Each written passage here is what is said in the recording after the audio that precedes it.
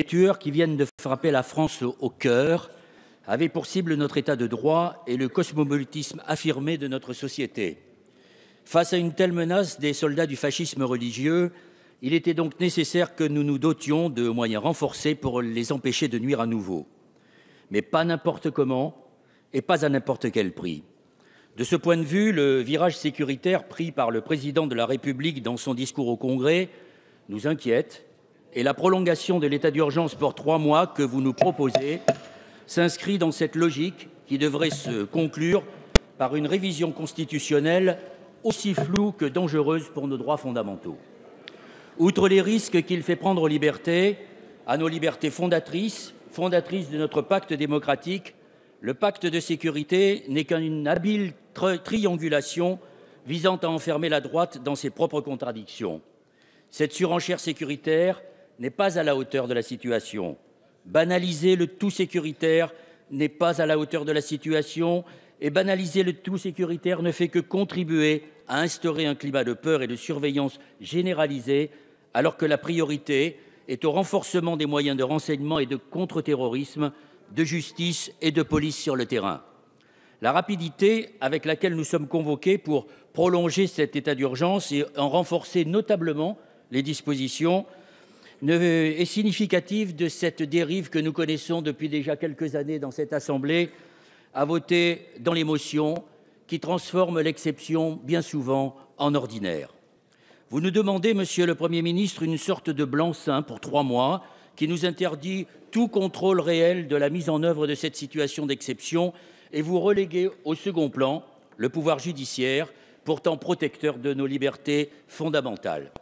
Et quand il n'y a pas de contrôle du pouvoir judiciaire, il y a la porte ouverte à l'arbitraire. L'arsenal pénal prévoit déjà des mesures d'exception pour lutter contre le terrorisme avec les lois dites antiterroristes que vous avez fait voter ici.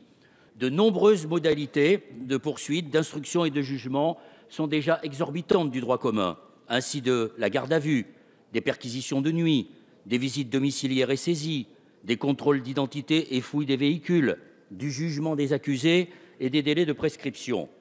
La priorité n'est donc pas à la prolongation de l'état d'urgence, mais au renforcement des services judiciaires qui doivent pouvoir mener leurs investigations dans des conditions décentes pour assurer la sécurité de nos compatriotes.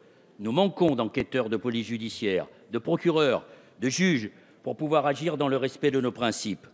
Monsieur le Premier ministre, vous avez sans doute lu comme nous les messages de la place de la République, de la rue de Charonne, du Bataclan, de la rue Bichat. Tous disent une seule et même chose. Nous n'avons pas peur. Vous avez cru nous enterrer, mais nous étions des graines. Ce message de résilience et d'espoir, nous ne l'entendrons pas si nous prorogeons trop longtemps de telles mesures d'exception. Pire, nous envoyons un message de résignation à l'État islamique qui veut apporter la preuve que notre État de droit est faible. Nous devons lui opposer notre détermination commune à défendre une société ouverte, sûre d'elle-même et de ses libertés. Ne lui donnons pas raison. Outre les libertés individuelles, la prolongation de l'état d'urgence va porter atteinte aux libertés collectives. Il va peser sur la COP21 en interdisant au nom de la sécurité toute manifestation citoyenne pendant cette réunion qui engage l'avenir de l'humanité. Vous éliminez purement et simplement la société civile d'un débat où elle est indispensable, car rien ne se fera sans elle. La France a tout à perdre de cette suspension de l'état de droit élargie à 3 mois. La lutte contre le fanatisme de ces islamo-fascistes va durer bien plus longtemps, nous le savons. Devons-nous pour autant accepter de vivre dans un état d'exception permanent? Ce n'est pas notre avis. Nous devons prouver que nous sommes capables de réagir à ces infamies par des dispositifs respectueux des libertés fondamentales, par un état de droit fort qui ne distribue pas à la police et à l'exécutif des pouvoirs normalement dévolus à la justice.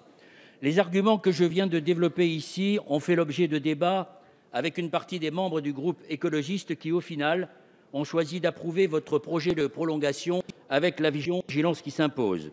Avec Isabelle Attard et Sergio Coronado, nous avons décidé de voter contre au nom de notre croyance absolue dans l'efficacité de nos droits fondamentaux.